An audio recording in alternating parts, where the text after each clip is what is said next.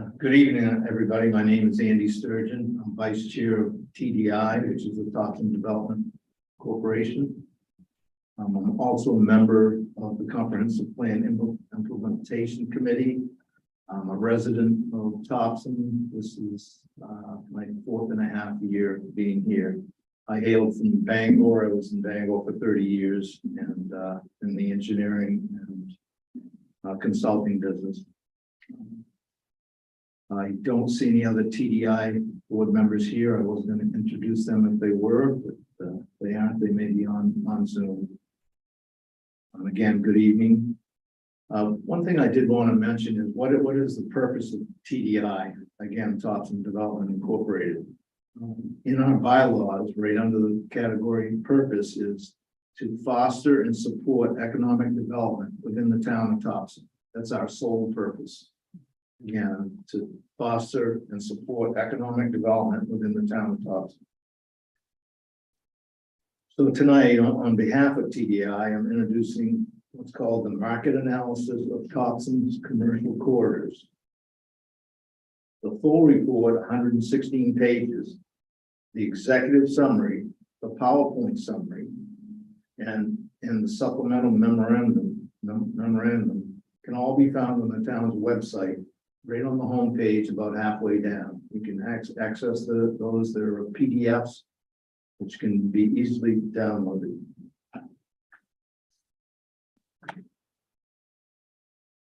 We're pleased to introduce this market analysis report. The same report was presented to the select board on October 6th with solid support from the board. Over the last decade, there have been many discussions among the town staff, TDI Incorporated, the Comprehensive Plan Committee, and the Comprehensive Plan Implementation Committee about the development of Topsham's commercial corridors. The remaining areas in the Topsham Fair Mall, the land on the west side of I-295, and the land occupied by Crooked Construction. There have also been forums that solicited input from our residents about the type of development they would like to see. What these discussions have lacked, however, is a good data about the demand and the viability of the types of businesses that planners and residents think would be a good fit for Topsham. TDI engaged Camoin Associates in the spring of 2022 to complete a market analysis of Topsham's commercial corridors. The report has been completed and is hereby presented to the public. The timing of the market analysis was intentional, as Camoin Associates have also been engaged by the town of Brunswick to complete a similar study for the Cook's Corner area, and the economics of Topsham and Brunswick are intertwined. To keep Topsham's leadership informed and our business areas competitive and complementary with our neighbors, it was determined that the analysis would not only be beneficial, it could be essential to sustaining Topsham's place in this region. TDI has forwarded the report to and discussed the conclusions and recommendations with town staff, local developers, and real estate businesses. The feedback received included questions about the conservative nature of the projections and assumption data sources used in this feasibility study. In particular, the housing demand in the town of Topsham and the town of Brunswick indicates that the housing market is more robust than suggested in this report. When these observations were shared with the authors of the report, they noted that Topsham does seem to be at an inflection point of housing, meaning that current trends are steeper than recent history suggests.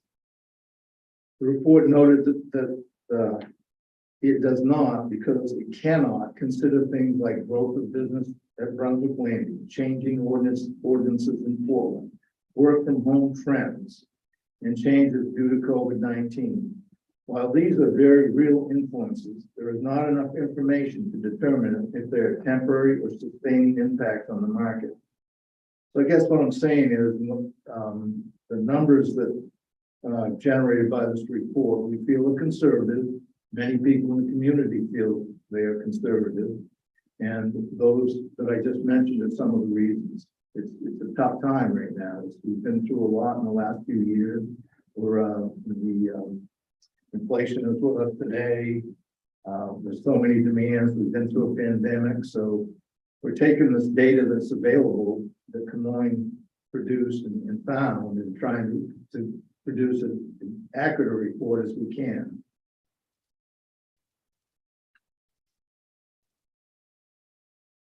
Similarly, the construction costs used in the analysis are lower than pricing materials and labor that have been included in quotes from contractors and subcontractors for the last 18 months to 2 years.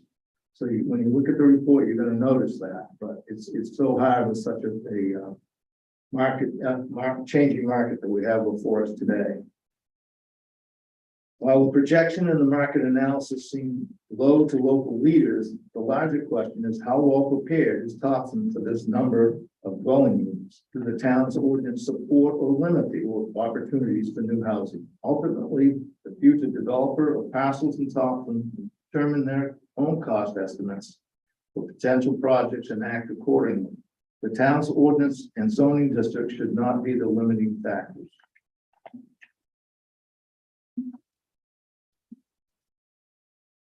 What I'm doing in this presentation is jumping around from a few reports that I have and some that you have access to just talk about the highlights. Here's a couple more. The study focuses on Topsham's commercial areas, which consist of 2 intersecting corridors. The first corridor includes the Topsham Fair Mall, regional shopping center located immediately off I-295 and serving both town residents and shoppers from as far as 30 minutes away. Across the Lewiston Road from the Topsham Mall is a large site known as the Crooker site. This is currently used for construction-related industrial uses and is envisioned in the town's 2019 comprehensive plan as a large mixed-use district. The second corridor along US 201 Main Street has a substantially smaller commercial footprint, with primarily small local businesses interspersed with residential and civic uses. The town's comprehensive plan envisions the most distinct mixed-use upper and lower villages along this corridor with a greater intensity on both commercial and residential uses.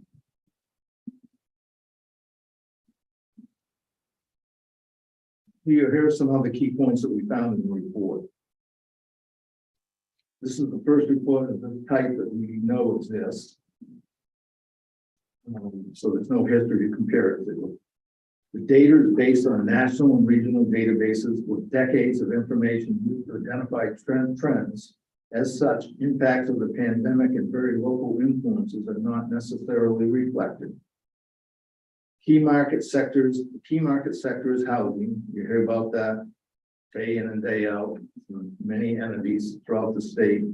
As a matter of fact, in our local business group meeting this morning that we meet once a month, the big topic was housing and workforce. It seems to be that way almost every month. So the key market sectors, housing, local leaders believe the projections in this report are low, especially for multifamily. Recent actions taken in Brunswick and Portland to slow down development will put additional pressure on the Topsham market. How should the zoning ordinance be revised to facilitate the housing demand? How much of the growth would be a good fit in the Crooker Quarter? Beyond the study, how would the addition of 296 single-family units and 86 rental multifamily units impact the schools and other municipal services? What if the projections are low? These are all key points that came from the report. Not all 1,400 housing units identified as being in the pipeline in the report will be constructed, which could increase the demand here. The demand for a distribution center could be higher for a specific user, although we have no shovel-ready location.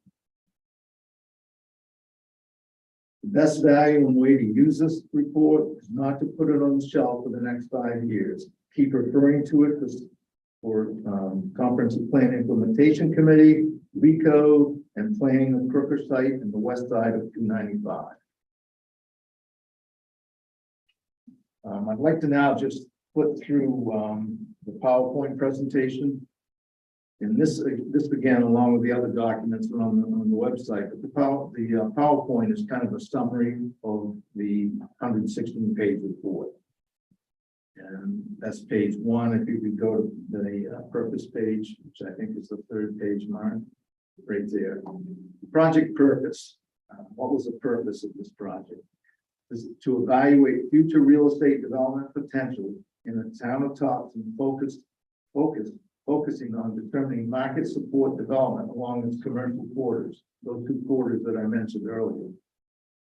We gave the Camoin Associates two tasks. One was to do the real estate market analysis, and the second task was to develop a feasibility analysis, meaning how feasible is it to do this or to do that. It took the page, key findings.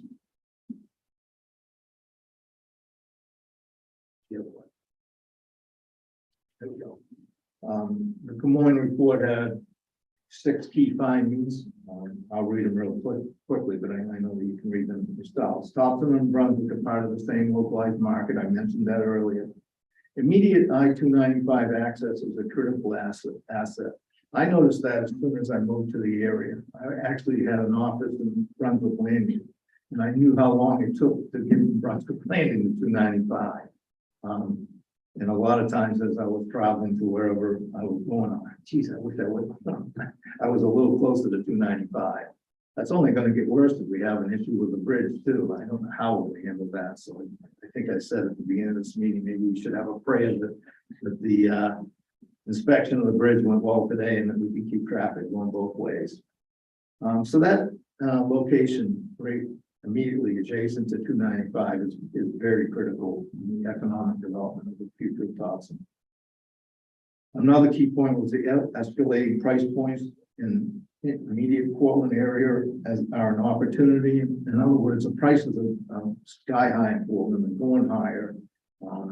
And other surrounding areas are the same. So I think some of that high price is going to push development into the Topsham area. That's what the report is indicating as well. We do have some office and retail sector transformation opportunities. The report suggests that we focus on 1 or 2 mixed-use nodes, and I'll get to that in a slide in a few minutes. And then the potential development of the Crooker site. Those again are the 6 key overall themes from the report. Flipping to residential.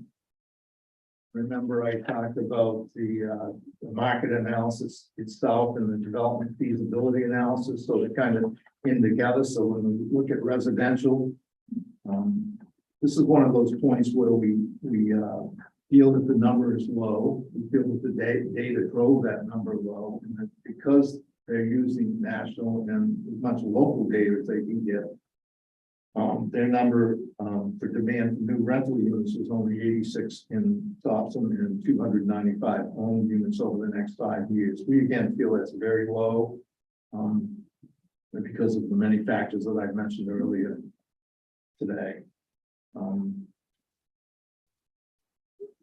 Again, we talked about the strong pipeline of the 1,400 units, but again, we don't feel that those all will be built for various reasons, but we do feel that that will increase the pressure on housing in Topsham. And when I say we, I mean the report combined with the TDI board in our discussions. But the bottom bullet is that Camoin feels in their market study that there's a strong financial feasibility for the sale of townhouses. We do too. We're seeing that throughout the southern part of the state. And again, because of our location right next to 295, we just feel it's a good spot where you can reach out to Augusta, Lewiston, Portland very easily and still reside in what we call the mid-coast area. Looking to retail and restaurants.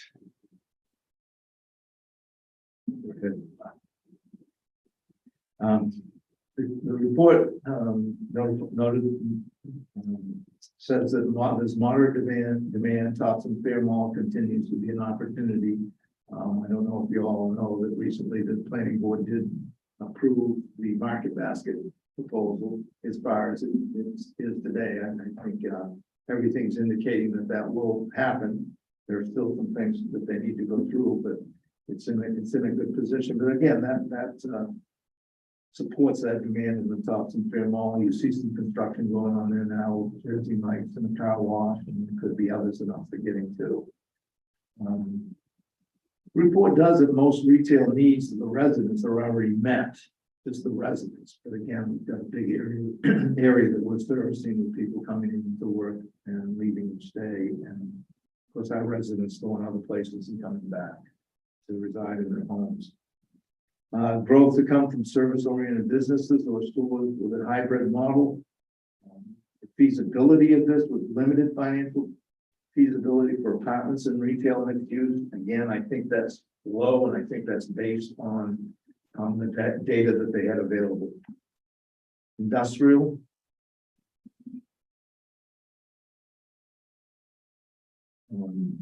There's a lot of need up and down the I-295, the interstate, and 95 corridor up and down the state for large industrial spaces, 200,000 square foot buildings. A lot of it has to do with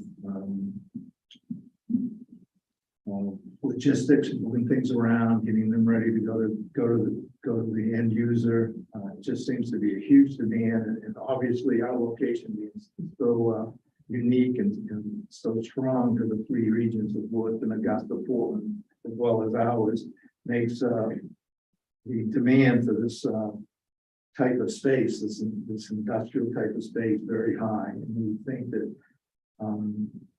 we need to focus on finding some shovel-ready spots, probably on the opposite side of 295. But again, more studies need to be done to support that.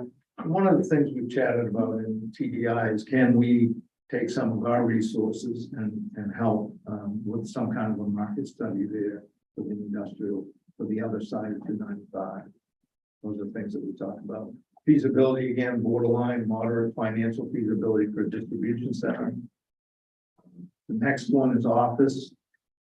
This is the toughest one that I had to swallow in the report. We pushed back some, and the reason that we're struggling with this a little bit is I love the first bullet. Most competitive space will have high quality amenities. That's going to draw out the office space. But the medical office requirement, even though they say it exists, our discussions with local medical facilities are, we have plenty of medical here. We have vacant medical. We've got vacant spaces that would be great for medical throughout the Brunswick Topsham area. So we feel that is something that we just didn't agree with the report. And when you look at which is published, our supplemental memo, we address that in that memo too. Again, the office in general with high quality amenities, we feel it is strong feasibility, but the medical, we're contesting that. Hospitality. This is something I noticed when I first moved here, is where's the motel? There isn't any. But we're right beside the interstate. I mean, when you drive anywhere else in the country and you're going up and you see an exit, there's how many hotels are going to be at that exit? There's none. I just find that odd, but again, it's the growth of the area that's going to bring that demand. In this feasibility, they mentioned that it's a strong feasibility. The motel, maybe a conference center will be here. It might be a rush between us and Brunswick, who gets there first, because can the area support two large conference centers and motel? Probably not that quickly, maybe in the long term. But again, it's a strong financial feasibility. We figure when we have the land available that it will come.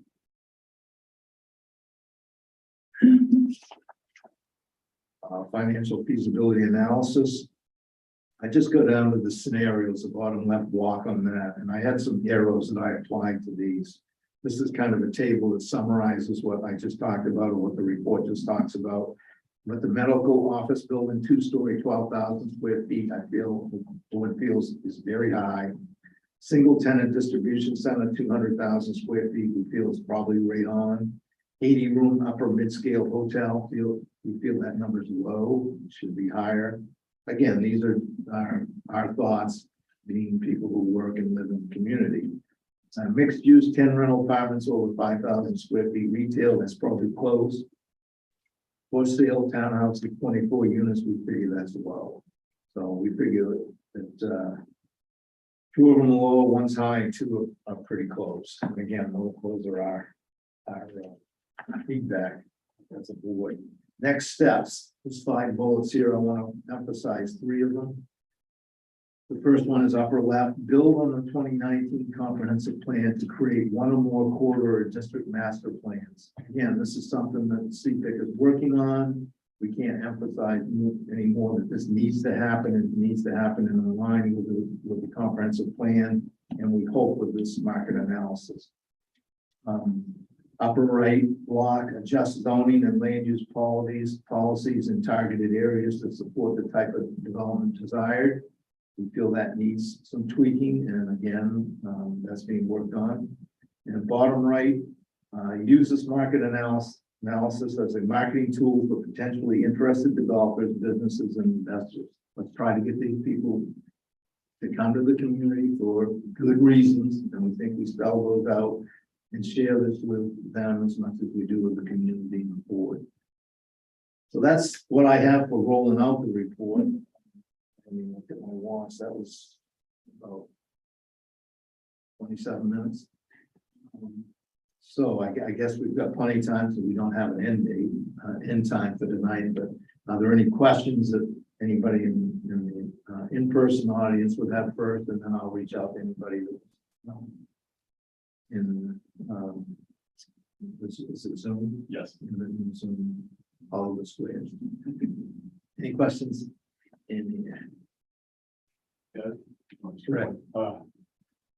Any significant differences, or is that pretty well aligned with the results of the Brunswick analysis? They're different. They're different. Big items are similar. Big items are similar, but the Brunswick analysis was focused on Cook's Corner too, not just the whole town. Brunswick, so it's kind of taking that economic, there's a quarter to a block, big block, and applying their data there. Somewhat similar, but not 100%. There are different uses and needs over there. And again, any of these questions you ask me, if I don't know the answer, we can reach out to the consultants. Again, I'm not sure my expertise in answering any questions, but I'll give it a shot.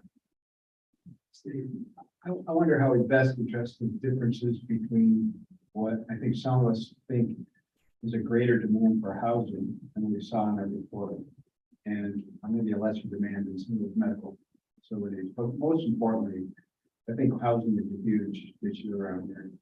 It's a huge issue in the whole state.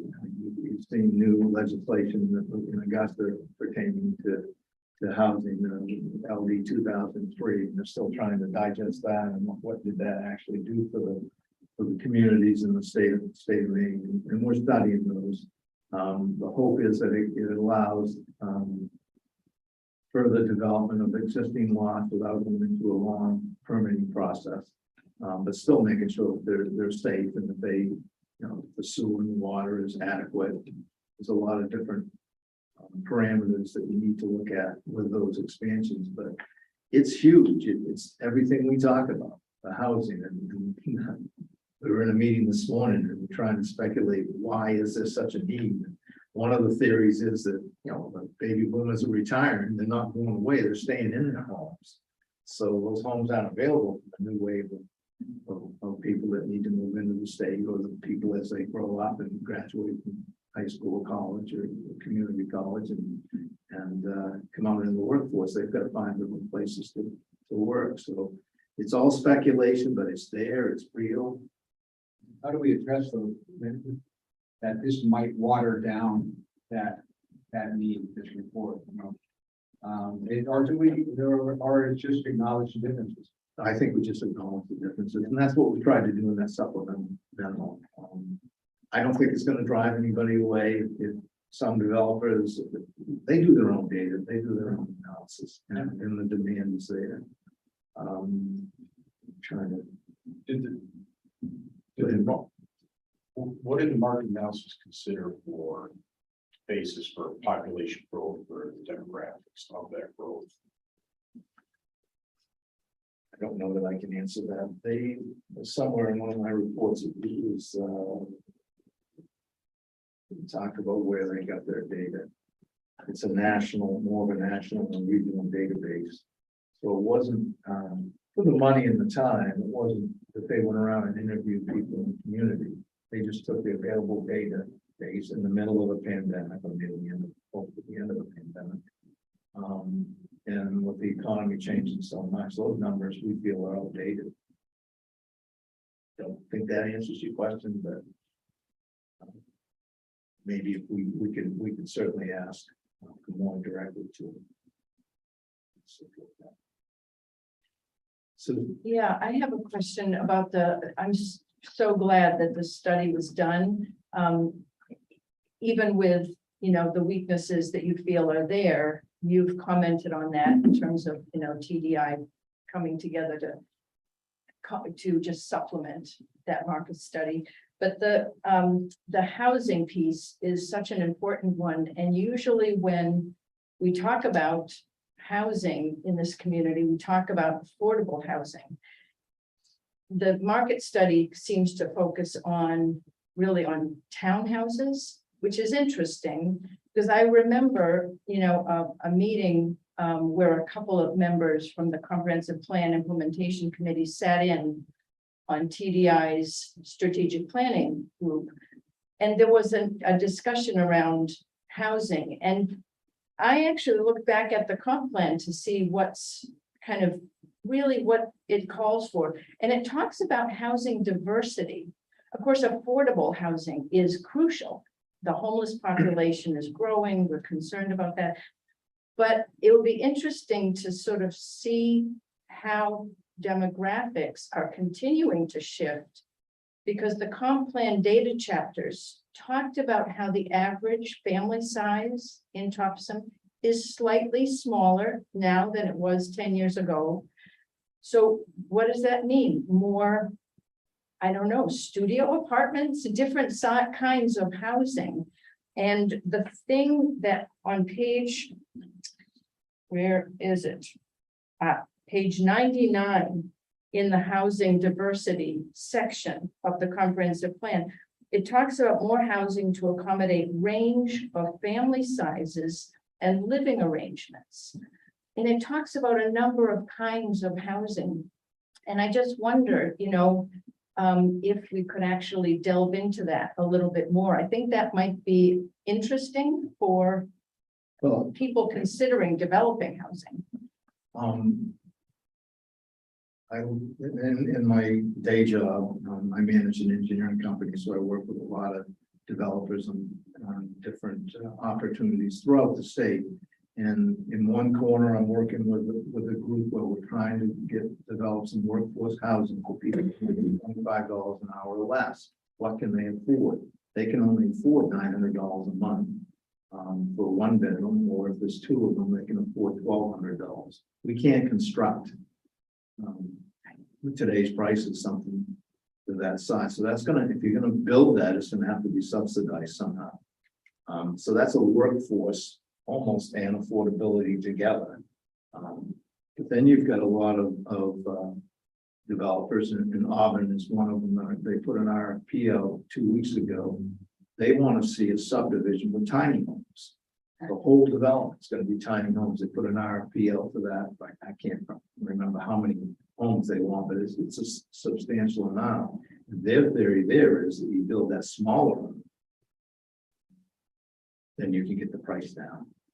There's another whole group that's looking at, can I build, that typical ranch or 2-story house, not finish the second story, not put on the garage, not pave the driveway, not do the bump up for the living room, do all those things in stages as I grow my career and get more money. So there's different ways to tackle that. And you hear that day in and day out throughout the state. So there's a lot of activity going on, but the biggest problem is one of our biggest employers in the area, Bath Iron Works, they're losing people because they can't find a place to They're tired of sleeping on the couch at their friend's house. So they're gonna go somewhere where they can afford some housing, so this is a serious topic, you hear, again, hearing about it all day long. I mean, they started our day with this topic this morning, and it's for real, it's a real issue, and believe me, a lot of people work. Seems like every town and community has a workforce housing or affordable housing group. So things are being done, and we're trying as hard as we can. And that's, as the comprehensive plan pointed out, we have to have that diversity.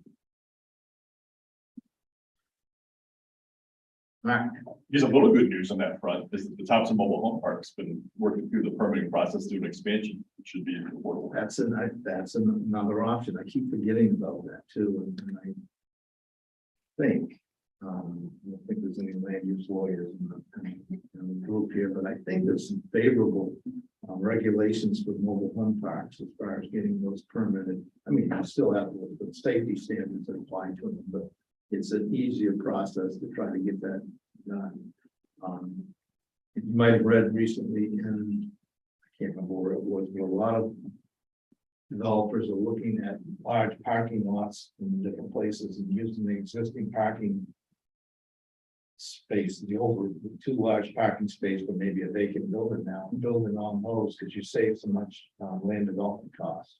You've got a flat site already right now with utilities, water, sewer, power already there. So it's a lot of tricks people are looking at right now in the development world. Anybody online? You're good. 4 people online, and I've thrown out a request for questions. So far, no one's taken the look. Anything else, Susan? I guess the thing I'm wondering about is, given the conversations that I'm assuming have happened within the TDI board in regard to the market study findings, have there been any thoughts about next steps based on this report, and also just, the need that in the community? Are there, one of the things that comes to mind is, we've talked about, in the comp plan, it talks about be more deliberate about growth, and to, look at the entire, what we're calling the growth area, which, it's not about new development only, it's also about infill, redevelopment, expansion within this area where there's already water, sewer. To look at kind of the value per acre analysis of what we have now and what's possible, based on the work that's being done right now in terms of revising the land use code there. And a great example is the lot across the street. Yeah. Which is vacant. The building was torn down. It's got all the infrastructure right there. It's ready to go. That's an infill type, but we need to make sure what we build on that commercial corridor is consistent. It's what we want to see for the type of development over the next few years, or the next few decades, I guess, to develop that corridor from Androscoggin all the way to along 201 to I-295. That's a different monster than going on with what we call the 4 quadrants out near the intersection of 196 and 295. It's a different type of development.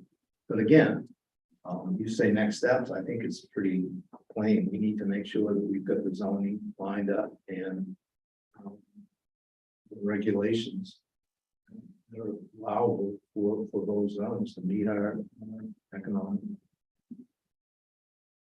demands. Within a limit, we want to make sure we can't just adjust for anything anybody wants. We've got to be smart about this, and I think we are.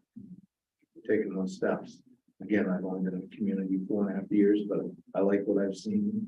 I think the town's doing a great job. I think that we're doing all the right things. It's just taking some time, patience, and I think we'll get there sooner than later. Andy, we've got a question from Phil. I'll allow him to talk and answer his question. Hi, Phil. It's like you might still be. Yeah, you probably need to unmute yourself, or do you have to unmute him? Mark? The things is I asked you. So, You guys can see what I can see behind me.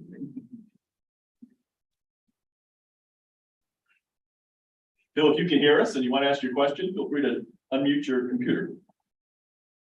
It's probably in your lower left of your screen. Or you can type in the question too if he wants to. Or you can type it in, we'll read it. It looks like there's something in the Q&A, That was just me. or just you, okay.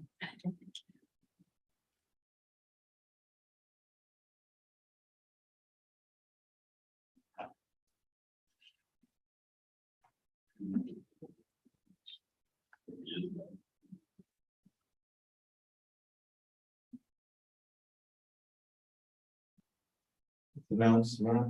Oh, looks like Derek just noticed some questions in the Q and A. All right. Do we get, has there been discussion during the process on impact to existing infrastructure and its ability to be expanded accordingly? I think that's one of the bullet items that I talked about, the key points when we said beyond the study, how will the addition of X number of single family units, multifamily, how will it affect the impact of our schools and other municipal services? Yeah, we need to be careful of that. There hasn't been a separate study. This is a study showing what we feel is the demand. We now need to look at, what do we have for available services? Do we need to expand those? I don't think we've got to that point yet. Here, seeing people shake their head, no, we haven't. So that will need to be done. It'll probably be done on a piece by piece basis as it goes through the permitting process with the planning department. And Phil followed up with highways, utilities, access to services. Yeah, though, I mean, the addition of utilities obviously is going to be huge with any development, especially over the next 5 or 10 years that we see here. But we'll use a market basket as an example. You've got a corridor there. Usually when a developer comes in today's world, there are offsite improvements that are a responsibility, or at least part of those are a responsibility of the developer. So when the developer comes in, say if someone went in the middle of the Crooker ordinance, and they're going to have to pony up some of the infrastructure costs. It's just going to be borne on the town, or it's usually going to be shared between the town, maybe the state and the developer.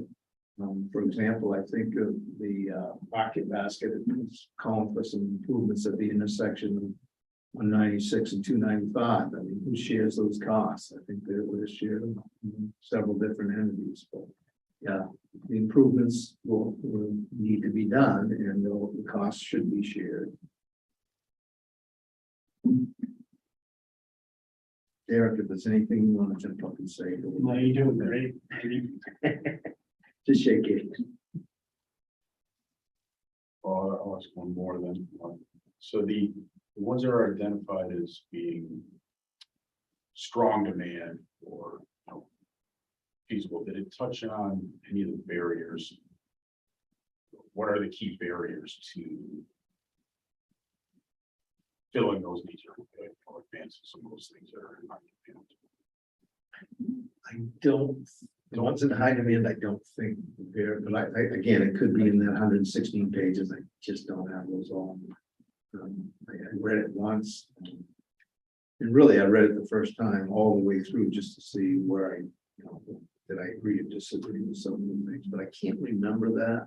I can't remember seeing barriers other than ones that weren't identified as high feasibility. There was barriers that might have been listed as costs, or one of the biggest barriers, to be honest with you, is the not having shovel-ready parcels for industrial. That's probably our biggest barrier right now. If they're out there, some people say we don't have enough room. I think we have a ton of them. I just need to identify those parcels and do what we can do to make sure that they're available. there's a lot of stuff going on in Topsom too. I mean, you see some stuff come in at the planning board, but I can assure you there are a lot of people in the background that are working ideas in this community. It's because of our location, it's because of what we've done. Hopefully these opportunities will come to fruition soon. Any other questions? Oh, yeah. Wait, I want to be off the hot seat. That's all right. I guess we're done then. Again, thank you for everybody that's out there. Thank you for all coming here. Don't let this be the end. Reach out to TDI anytime. We want to work with the community as much as possible. As you know, our purpose is to do that. So thank you. Thank you. Have a good evening.